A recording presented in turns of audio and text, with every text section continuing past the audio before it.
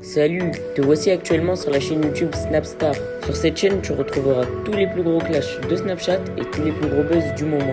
Surtout, n'hésite pas à t'abonner tout en activant la cloche des notifications pour ne rien rater du contenu exclusif de cette chaîne.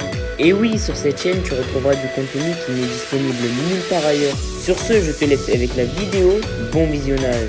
Comme vous avez pu le remarquer en regardant la miniature et le titre de cette vidéo, aujourd'hui nous allons principalement parler d'Aneya et d'Aquababe. Vous devez certainement tous la connaître. Aneya, c'est une candidate emblématique de la télé-réalité française et Aquababe, c'est un blogueur. Comme vous le savez, il y a quelques jours, Aquababe a accusé Marine, Océane, Mila et Aneya d'avoir mangé du caca à Dubaï. Dans cette vidéo, Aneya est très en colère et elle lui a enfin répondu. En effet, la jolie femme n'a pas du tout mâché ses mots et elle a tout balancé sur son mauvais comportement. Je vous laisse sans plus tarder avec sa prise de parole et n'oubliez pas que vous pouvez soutenir cette chaîne, le lien est en description de cette vidéo. Le passage que j'ai coupé par rapport à la vie intime de Aquababe, ça ce n'est pas quelque chose qui nous regarde. Tout ce que je veux vous montrer, c'est que ce garçon est instable, qu'il influence la génération dans le mal et c'est pour ça qu'aujourd'hui je suis obligée de prendre position et de prendre la parole parce que je ne voudrais pas que des jeunes filles soient influencées par ces fausses informations. Les filles, je vous le répète, effectivement, j'ai eu une vie de princesse, mais si j'en suis partie, ce n'est pas pour rien. Et il n'y a rien de mieux que sa liberté et sa propre indépendance. Voilà les valeurs aujourd'hui que je reflète. Aujourd'hui, j'ai réussi à me reconstruire par moi-même et à monter mes entreprises, que ce soit Aneya Beauty ou Roer.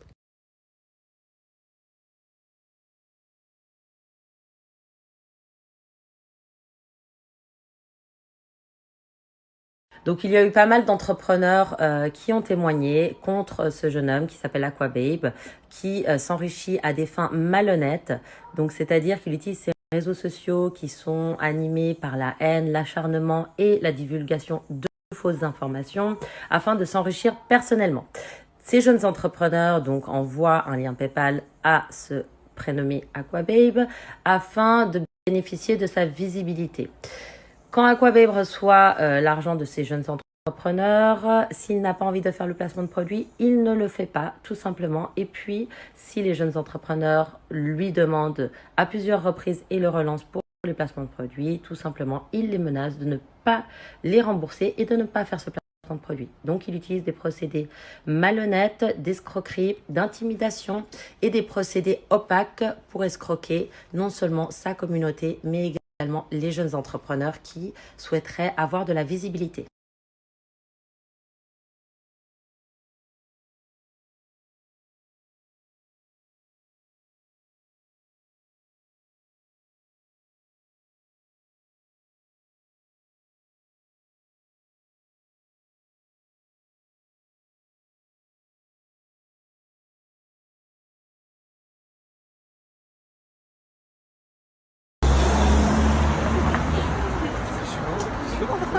Ah merde, mais c'est une vidéo. Ah oui, tu veux qu'on fasse une vidéo? Non, ça y est.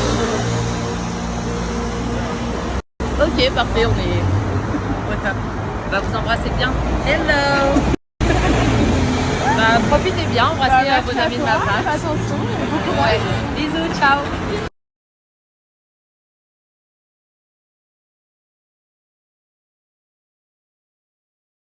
Oh, regardez! Ah, c'est l'Italie, là. Ah ouais! Quelle belle. Ouais. Vous allez nous faire une bonne pizza, j'espère. Hein. J'ai faim, moi. Aïe, aïe, Je travaillais toute la journée. Hein. aïe, aïe. À côté, Mangever. Ah, Voilà. à la grande. Qu'est-ce qu'on va manger ce soir, chef? Restaurant royal. Moi, je peux aller comme un risotto, tomates séchées. Et pesto. Ça, c'est le côté Ah, je valide. Voilà. Ah, ça, c'est le grand chef. C'est moi. À connaître, à connaître. On note dans le dossier. Ah, c'est l'accent italien. Moi? Di dove? Di dove de niente. Oh là là, j'adore. Magnifique. Toute splendeur.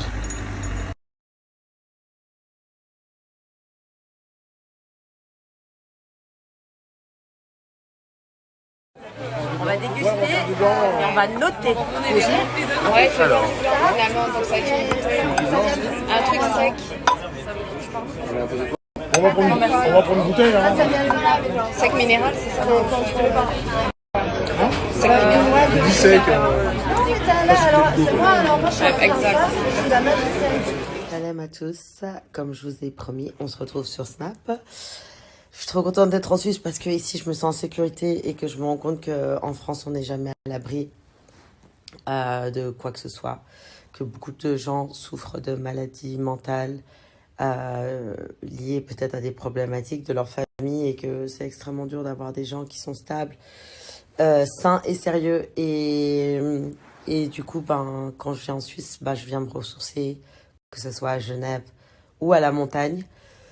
Tout simplement parce que ici, c'est, je sais pas, les gens, ils ont, bon, déjà, il y a moins de pauvreté, l'éducation est très élevée, le système social est différent qu'en France. Donc, du coup, c'est vrai que les gens sont différents, ils réagissent différemment, il y a enfin, les gens sont très polis, très gentils, et voilà. Après, ils sont psychorigides, hein. Ils sont psychorigides parce que voilà, ils veulent protéger leur pays et que ici, même en Suisse, pour vous dire, quand on vote les lois pour le travail, ils votent pour plus voter parce qu'ils sont très patriotes et qu'ils protègent en fait leur pays. Et que il y a moins d'indifférence en fait, j'ai l'impression. Après, c'est vrai que Genève, ça a beaucoup évolué depuis que je suis petite, donc ça a énormément changé. Et je sais pas trop en fait l'ambiance comment elle est aujourd'hui, mais ça reste quand même un climat où je me sens vraiment en sécurité. Deuxième chose, les amis, vous avez vu, aujourd'hui j'ai complètement changé parce que c'est vrai que j'en voulais un peu à la terre entière et que j'entretenais des énergies très négatives à vouloir juger tout le monde. Et aujourd'hui, je me suis vraiment rendu compte que dans la vie, on peut pas juger les gens. Même si des fois j'ai mon avis sur certaines personnes, je sais pas ce qu'ils endurent dans la vie pour être comme ça. Et c'est pas à moi de les juger, je remets ça au... Alors certes, si mon métier, c'est de participer au clash, aux histoires, etc., je le ferai en temps voulu. Après, pour les Marseillais, comme je vous explique, ça a été extrêmement compliqué d'avoir quelqu'un qui ment à ce point-là. Pour vous dire, ça n'a pas été monté, mais il avait carrément dit qu'on n'était même pas sortis ensemble. Enfin, c'est allé très loin, je me suis mis complètement timbré. Voilà, donc ça, ils l'ont pas mis parce que, en fait, ça parlait de relations intimes et je pense qu'on peut pas le mettre au montage et nier voilà, on était sortis ensemble alors que pour moi, vous connaissez, ça fait très longtemps que je me préserve et que c'était, pour moi, Dylan, c'était quelqu'un qui avait compté dans ma vie et pour lequel je me voyais à faire un bon bout de chemin avec lui, quoi. Je pensais qu'on allait faire un Marseille ensemble. Je pensais qu'on allait enchaîner après sur Moundir, que tout allait bien se passer, malgré son caractère très introverti et trop dans sa tête. En fait, j'ai l'impression qu'il a vécu tellement de traumatismes aussi par rapport à ses histoires passées. Et après, comme je vous explique, je vais pas vous raconter ça parce que ça reste quand même de sa vie. Mais il a fait un amalgame de choses qui ont été trop. Il m'a trop fait du mal. Il m'a trop sali. Et je sais que même si Cédric, il l'a dit dans les Marseillais que je l'avais trompé, c'est absolument pas vrai. En fait, l'histoire, c'est que j'étais devant les toilettes en fait de la boîte de nuit. Certes, j'étais bourrée, donc il faut vraiment que je fasse attention à l'alcool parce que dès que je suis triste ou que je vois qu'il y a quelque chose qui va pas ou que j'ai trop de pression et c'était très dur de sortir avec Dylan, eh ben, je bois pour oublier et après je fais des blackouts. Mais par rapport à cette soirée, je me souviens très bien, on était devant les toilettes avec ce mec et il m'a dit viens, on va aux toilettes, viens, on va aux toilettes. Et je dis mais fous-moi la paix, c'est bon, je vais pas aller aux toilettes avec toi. Surtout que j'ai mon mec dans la boîte, enfin tout se passait bien. Et je dis, mais tu veux faire quoi en plus aux toilettes avec moi? Enfin, on va pas coucher ensemble, t'es un malade, quoi. Genre, le mec, moi, j'avais compris qu'il voulait qu'on aille aux toilettes pour faire des trucs.